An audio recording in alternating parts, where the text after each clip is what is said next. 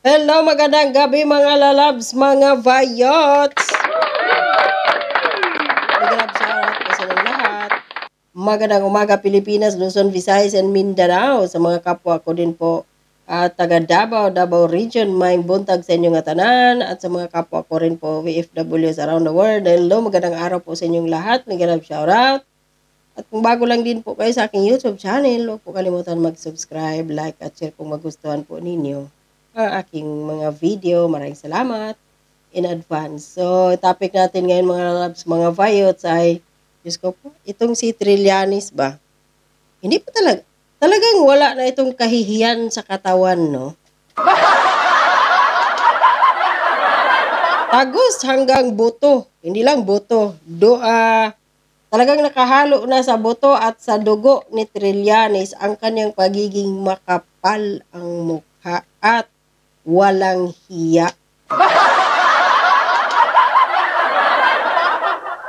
So, nagsampa siya ng kaso na naman kay Pulong, tapos kay Bongo, dating Pangulong Duterte, kay Bator, kay Harry Roque, sa Isiminay, ano pa ito, kay Banatbay. O ito na naman ngayon, nagsampa na naman daw siya ng, ayon dito sa balita ng News 5, nagsampa si Trillanes ng drug smuggling complaint sa Department of Justice si dating Senador Antonio Trillanes laban kina First District Davao Representative Paulo Duterte, Mans Carpio, itong Mr. Navy Pizarra, dating Customs Commissioner Nicanor Faildon, at pitong iba pa kaugnay sa 6.4 billion shabu shipment noong 2017. Matatandaan po natin mga lalabs, mga vayots, na nagkaroon po ng hearing nito sa Senado at sila ni Bongo pinaghubad pa nga doon si Pulong Duterte, dahil sabi ni Trillanes doon sa Senate hearing na yon, membro daw si Pulong Duterte ng triad, yung parang sa China yata yun, parang mga mafia ganyan. May tato daw siya si Pulong. Siguro ito si Trillanes, bakla to. Guys lang yung makita yung alindog ng katawan ni Congressman Pulong Duterte. Parang pinagnanasahan siguro niya, no? Yung pinaghubad niya, may tato kunwari para tawag dito, makita lang niya yung katawan ni Congressman Pulong para masabing, ulala. So ito, nakakatawa dito yung kanyang mga papel. Ito, tingnan ninyo. Ang dami. Yun, mga papel na yun. Parang Manny Pacquiao lang ang pig ni Trililing. Bakit ko lang sabi? Mamaya. Saan ba yun? Ito. Daming papel. Lahat daw yan. Ang papel na yan na ilang, parang isang truck na yata na bond paper yan. Tapos, yan daw yung mga papilis, lahat katibayan sa 6.4 billion pesos na shabu. Alright, Trililing. Ito. Matatandaan ko dati, si Manny Pacquiao nung tumakbong presidente, matatandaan ninyo, ganito din kadami ang kanyang papel nung binira-bira niya, di ba, si Pangulong Duterte that time. Tapos bago siya umalis pa Amerika dahil aaway doon, may fight siya, nagpa-interview yun si Pacquiao na yun daw lahat sa harapan niya, mga ebidensya daw laban kay Duterte at kung ano-ano pa. Hanggang ngayon, wala.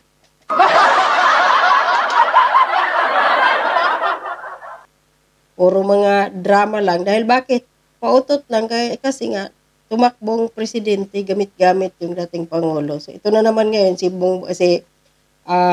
Trillanes. Bakit ba? Bakit ba si Trillanes ngayon, mga lalabs, mga bayot, nag-iingay itong asong ulol? Ayon nga sa mga bali-balita na ibang mga vloggers, ay tatakbo daw itong mayor ng parang Caloocan yata. So, kailangan niya ngayon mag-ingay gamit ang mga Duterte dahil alam niya, Duterte lang ang sa kalam.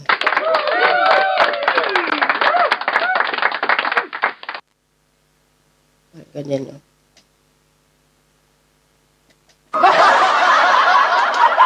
Kasi, pag si Bongbong Marcos yung topic niya, sira-siraan niya, wala effect.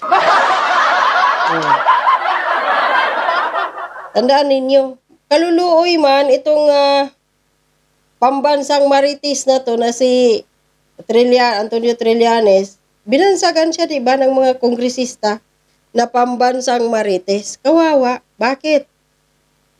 Isinusuka ng kapwa niya Liberal Party. Diba nagnais niyang makipag-tandem sa partido ni Bongbong Marcos, yung Partido Federal. Kawawa man siya. Gusto niyang isingit doon or idikit ang sarili niya doon. Hindi siya pinapansin ni Bongbong Marcos, hindi siya kinuha na magpamimbro doon sa Partido Federal at kahit yung lakas CMD ni Martin Romualdez, hindi siya kinuha. Kawawa nga si Trillanes. Tapos pagdating naman dito sa kanila Risa Hontiveros, dyan sa lalo na sa Liberal Party, ayaw din nila kay Trillanes. Sinusuka si Trillanes kahit anong pagpapabilib ni Trillanes sa kanyang among si Martin Romualdez. Hindi siya kinukuha eh. Hindi siya kinuha na dito ka na sa amin, sa partido namin, takbo kag mayor, tulungan ka namin kasi ganito, gano'n. Wala. Kaya, pasalamat si Trillanes dahil mayroong Aksyon Demokratiko na kung saan ayun ang partido ni Isko Moreno, tinanggap siya doon. Kaluluoy man si Trililing, wala naman kasing may gusto sa kanya dahil dati nung senador siya, lahat ng mga senador kaaway niya. Walang tumanggap. Liberal Party, ni-reject siya. Kahit anong pagpapabango niya, kumbaga sa Bisaya, pasasalita ko, kahit anong pa yung pagpapaitoy-itoy ni Trillanes kay Marcos, pagpapabango niya, pagsunod, parang asong ulol, no, kung ano yung utos ni Martin, ni Liza, ni Bongbong Marcos, or kung sino pa dyan, ginagamit si Trillanes ngayon laban sa mga Duterte, pumayag din siya. Bakit? Para mapag-usapan siya dahil wala na eh. Laos at bulok na si Trillanes. So para malaman na, may buhay pa pala yung asong ulol na yon. Gamit Duterte. Kasi dati, kapag mga Liberal Party dati, di ba, pag tumatakbo sa eleksyon, gamit si Marcos Sr., mamamatay tao, magnanakaw, doon sa martial law, at kung ano-ano pa, sapatos ni Imelda, isa puno halos kabinet ng Malacanang. Ganon yung mga sinasabi. So, hindi na nila yan magagamit ngayon. Bakit?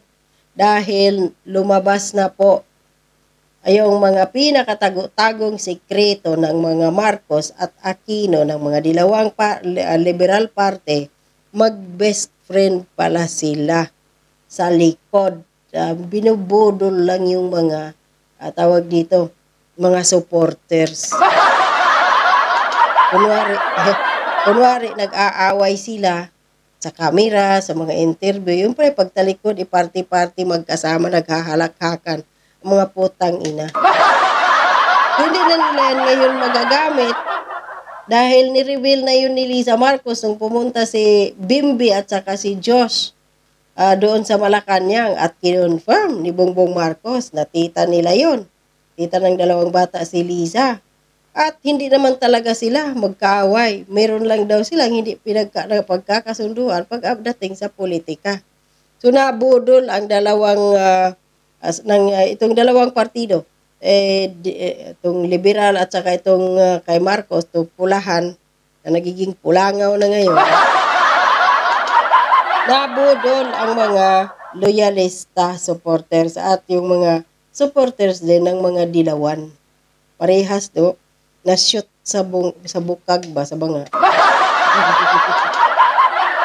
So next, kapag may tatakbong eleksyon sa liberal, hindi na pwede gamitan yung Marcos magnanakaw, etc.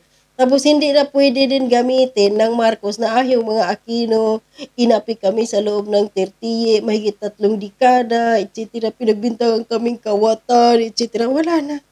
Dahil pinatunayan na yun ngayon, dahil binoto natin si Bongbong Marcos, na pinatunayan ngayon ni Bongbong Marcos na totoo lang lahat ng bintang sa kanilang pamilya. Kawatan sila. At nanggigipit sila sa mga taong kritiko sa kanila.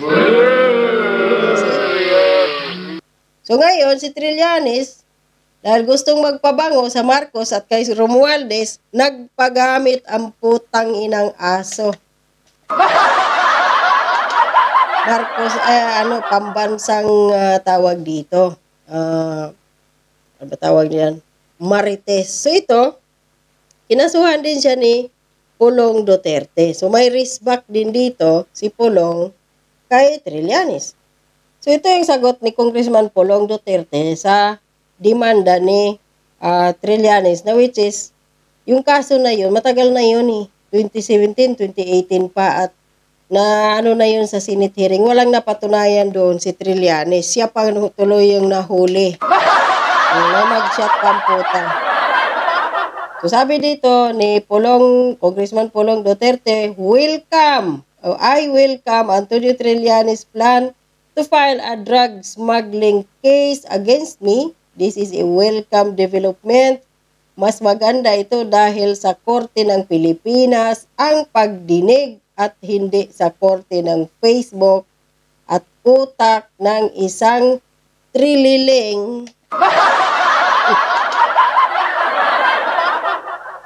utak ng trililing na sundalong kanin. Aray! Mabuti na lang hindi sinabi dito ni Congressman Pulong na pambansang Marites. This move will allow us to address these accusations through the proper legal channels, ensuring that the truth will prevail. I have always maintained my innocence, and I am confident that the judicial process will clear my name. It is important to rely on our legal institution rather than resorting to trial by publicity or baseless allegation. Please bear with mind that this is the similar case that Mr. Trillanes had made a fool out of himself when he presented his alleged evidence. Saan na ba ako?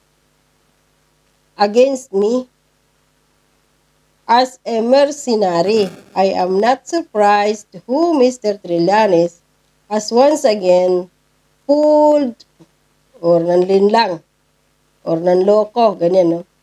Fooled to fund this desperate attempt to peddle this baseless story to the Filipino people. I also look forward to the resolution of the libel cases filed against him. Napatay.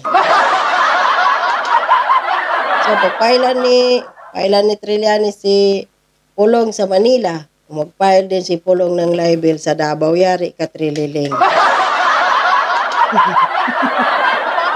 Hindi lang yan siya, pupunta siya doon, mag-aeroplano, mag-hotel, ay may pira yan. Pero ayaw niya sa Davao, takot daw siya doon. So, patay ka, trililing ka. So, yun. Maniwala pa ba kayo sa isang tao na convicted dati? Gusto pala niyang mag-senador. Tapos, binira-bira niya si Gloria, may mutiny pa siya doon sa Oakwood hotel na yon, na kung saan, sabi ni Pangulong Duterte dati, kumain pa daw sila doon nila Alejano, libre ng hotel na nga. Tapos, ang sisti pa, nagnakaw pa sila ng mga kutsara at tinidor, dinala. Nais lang pala niyang magpapansin para tumakbong senador. Oh. Nagkudita doon, no? Magkudita ka kaya ngayon, Trillanes. Baka manalo kang mayor ng Caloocan. Yung kaso na yan, matagal na yan. At wala siyang napatunayan doon kahit pinaghubad pa niya si Pulong doon sa Senado. Dahil gusto lang makita yung katawan ni Pulong pinagnanasaan ni Trililing. Oh,